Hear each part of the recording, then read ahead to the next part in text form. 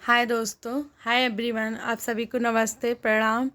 इस चैनल पर आप सभी का स्वागत है एवं वेलकम है। आज हम स्टार्ट कर रहे हैं हम स्टार्ट करेंगे मध्य प्रदेश में नदियाँ।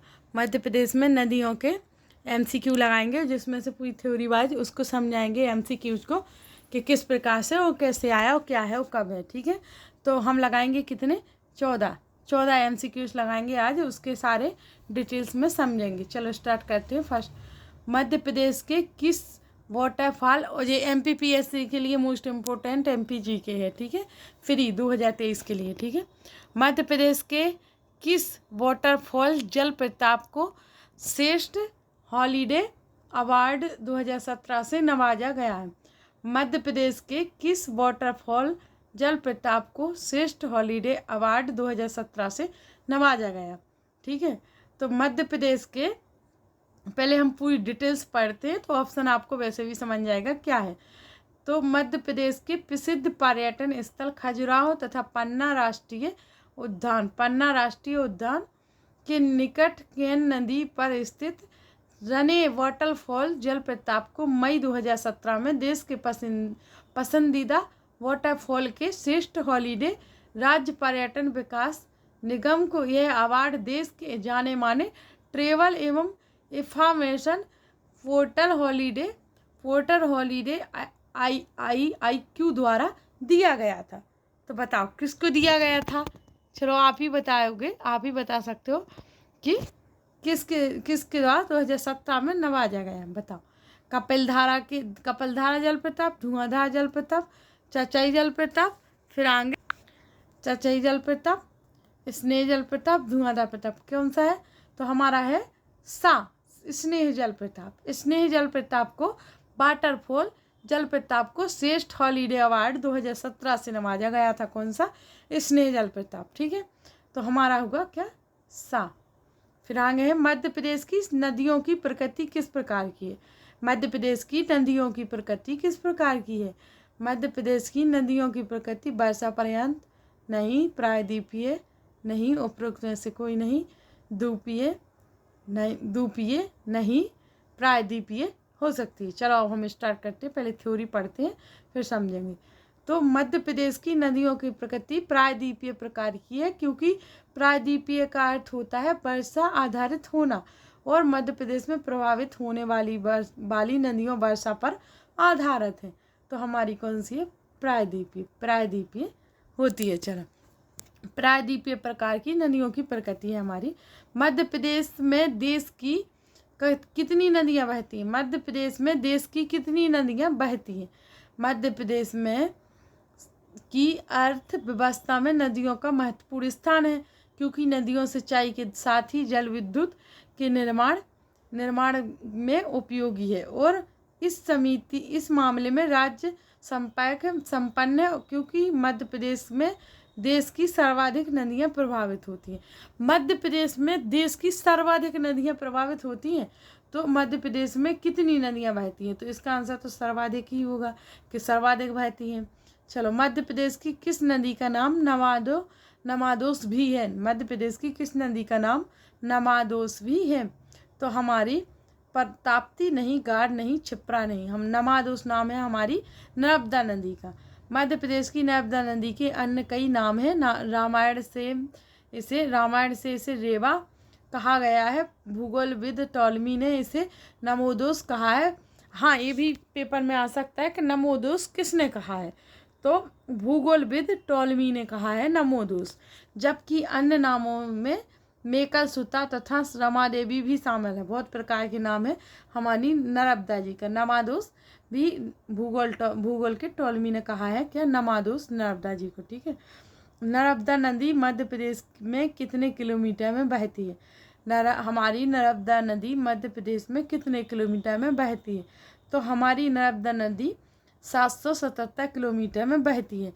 ये मोस्ट इम्पोर्टेंट क्वेश्चन है, बहुत बार आ चुका है, आ भी सकता है कि मध्य प्रदेश की नर्मदा नदी की, तो इसमें नर्मदा नदी अमरकंटक से निकलकर खंबात की खाड़ी में गिरने तक कुल 1352 किलोमीटर की दूरी तय करती है, लेकिन जिसमें वह मध्य प्रदेश में 1077 किलोमीटर बहती है, वह 161 किलोमीटर गुजरात में बहती है।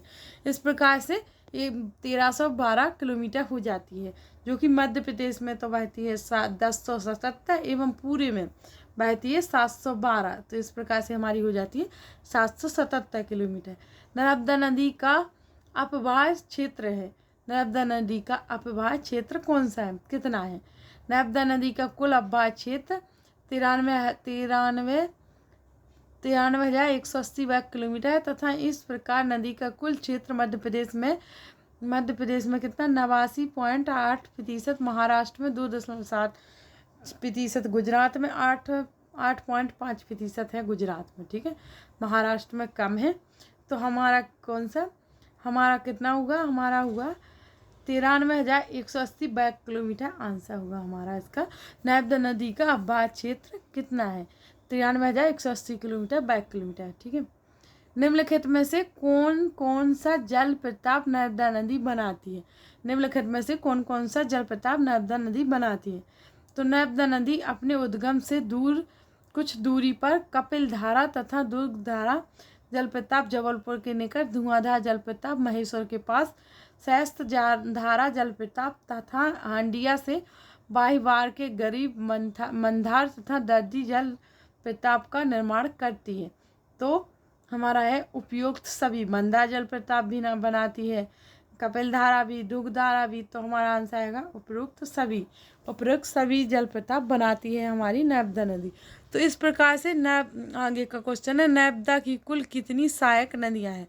नर्मदा की कुल कितनी सहायक नदियां? तो हमारी नर्मदा की मध्य प्रदेश में नर्मदा नदी की कुल सहायक नदियां हैं 41। मध्य प्रदेश की सभी नदियों में से नर्मदा नदी की सर्वाधिक 41 सहायक नदियां हैं। इनमें से हिरन, कोलार, तंदूरी, मान, हथनी, उरी, बरना, ओशांग, शक्कर, दूधी, तवा, गजल इस प्रकार से गाई आदि नदियां हैं हमारी 41। ठीक है, फिर आगे हम इस प्रकार से डिटेल्स में पढ़ेंगे तो टाइम वेस्ट होगा। एक और डिटेल्स में पढ़ा है, बाकी ऐसे ही पढ़ा है। आप कमेंट करके बताइए कि आपको डिटेल्स में पढ़ना है या आपको क्वेश्चन के आंसर शायद बस क्वेश्चन आंसर ही पढ़ना है। तो आप डिटेल्स में बताइए। चलो एक क्वेश्चन डिटेल्स में पढ़ देते हैं, बाकी क्वेश्चन के आंसर देते हुए समझाते हुए आगे बढ़ते हैं। ऐसे डिटेल्स में पढ़ेंगे तो टाइम वेस्ट होगा। नर्मदा नदी इसका निर्माण करती है। नर्मदा नदी किसका निर्माण करती है? नर्मदा नदी डेल्टा नहीं बनाती बल्कि एस्चुएरी ज्वारमुख नद का निर्माण करती है। तो हमारी नर्मदा नदी एस्चुएरी का निर्माण करती है, ज्वारमुख का। ठीक है, ताप्ती नदी का उद्गम कौन से जिले में है? ताप्ती नदी का उद्गम हमारे बैतूल जिले से होता है, ना कि होशंगाबाद, हरदा, छिंदवाड़ा नहीं। ताप्ती नदी का उद्गम कौन से जिले? बैतूल जिले से होता है। ताप्ती एवं नर्मदा नदी एक ही खंबात की खाड़ी में दोनों नदी मिलकर जाती हैं, घाटी का निर्माण भी करती है, भ्रंश घाटी का। आगे चलते हैं। चंबल नदी का उद्गम कहाँ से होता है? चंबल नदी का उद्गम हमारे महू जिले से होता है, ना कि भिंड, रतलाम, उज्जैन से नहीं होता है। चंबल नदी का उद्गम हमारे महू जिले से होता है। निम्नलिखित में से कौन सी नदी पश्चिम की ओर बहती है? निम्नलिखित में से कौन सी नदी पश्चिम की ओर बहती है? तो हमारी नर्मदा नदी एक ओनली नर्मदा नहीं, उसके साथ ताप्ती भी है, पर इसमें ताप्ती नहीं दिया गया है। तो निम्नलिखित में से कौन सी नदी पश्चिम की ओर बहती है? तो हमारी नर्मदा नदी पश्चिम की ओर बहती है। निम्न नदी अरब सागर में गिरती है। मतलब कौन सी नदी अरब सागर में गिरती है? कौन सी को? तो ताप्ती भी अरब सागर में गिरती है। और इस प्रकार से तो हमारा इसमें आंसर आएगा ताप्ती। बेतवा नहीं गिरती, महानदी, चंबल, तो हमारा आएगा ताप्ती। मैंने अभी बताया ना, पश्चिम में नर्मदा भी जाती है एवं ताप्ती भी जाती है, तो ताप्ती गिरती। ठीक है, नर्मदा नदी का उद्गम स्थल कहाँ से है? वो तो सबको ही पता होगा अगर पहले पढ़ा हो तो। वो जिसने नहीं पढ़ा है, तो हमारी नर्मदा नदी का उद्गम स्थल है कहाँ से? हमारे अमरकंटक से। नर्मदा नदी का उद्गम स्थल है हमारे अमरकंटक से। ठीक है, तो इस प्रकार से नर्मदा नदी इतनी सारी मैंने पढ़ा दी है। और आप आगे आप कमेंट करके बताइए कि आपको इस प्रकार की MCQ किस प्रकार की चाहिए, किस प्रकार की लगवाना है। तो जो भी पूरी MPG के है ना, तो मैं पूरी लगवा दूंगी जितनी भी आप बोलो कहो, तो क्योंकि आपके लिए बहुत इंपॉर्टेंट है अभी MPPSC के लिए।